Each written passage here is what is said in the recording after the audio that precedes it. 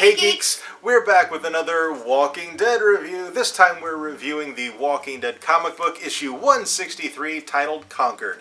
And obviously if you haven't read it yet, this is your spoiler warning. Okay, unpopular opinion, I really feel like the last two issues, 162 and 163, Robert Kirkman has kind of phoned these in, I think.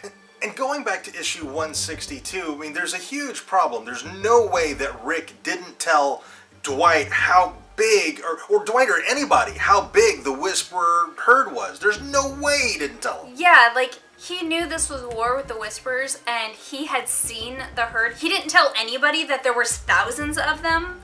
Like, it was just really implausible. That's an oversight that Rick Grimes just wouldn't make. No, he wouldn't prepare for a war with them without giving all of the necessary information that he has possession of. Like, Rick has all the intel, and he didn't give it to them in preparation for this war. I mean, come on. So just that's a huge mistake on Robert Kirkman's part.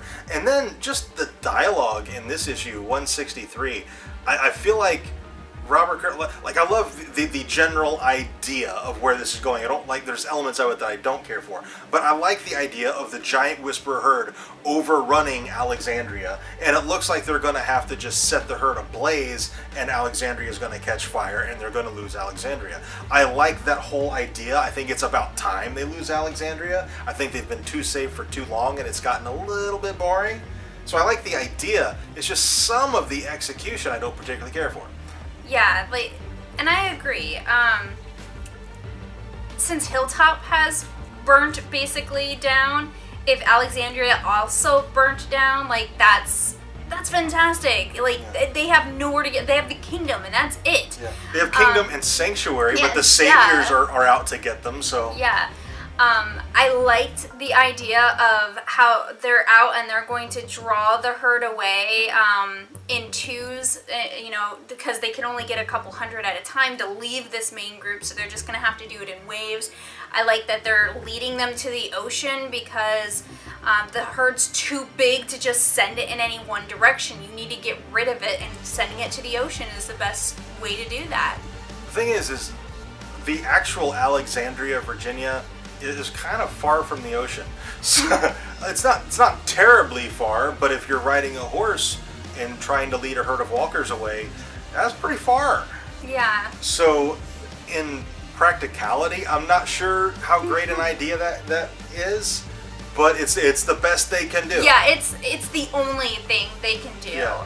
I like also that Michonne recognizes that the first batch is tiny, so instead of taking all the time to lead it to the ocean, they're just going to take turns and kill them all. Yeah. Just kill them all and go back. That would actually be faster than leading them to the ocean. Yeah. There was also a bunch of stuff in this issue that I loved. I loved Negan in this issue, how he stepped up and he was the first one at the gate putting walkers down, going, "All right, people, it's time to nut up. Let's do this." And Rick's like, "Yeah, what he said." And so I thought that was fantastic. And then there's also a big panel in the middle of the book with Rick and Negan standing shoulder to shoulder as the herd approaches. And I love this image. These two enemies who are bitter enemies, and Rick hates them, and Negan's trying to win favor, and it's just not happening, but they're standing shoulder to shoulder here. I love this image. Yeah. I also love that it's Negan who saves Rick when he trips and is about to be eaten. It's Negan who saves him. Like, Negan's doing this over and over and over again. And I totally feel like it's a ploy to get into Rick's good graces. I don't think he's suddenly reformed. I think he's still basically the same person. Mm-hmm.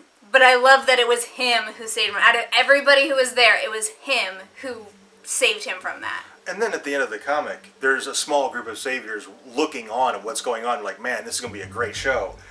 I think when the dust settles, everything is said and done, what few survivors remain, I think Negan's going to take charge again at Sanctuary, and the survivors, whoever they are, Rick will be among them most likely, they're going to end up being enslaved.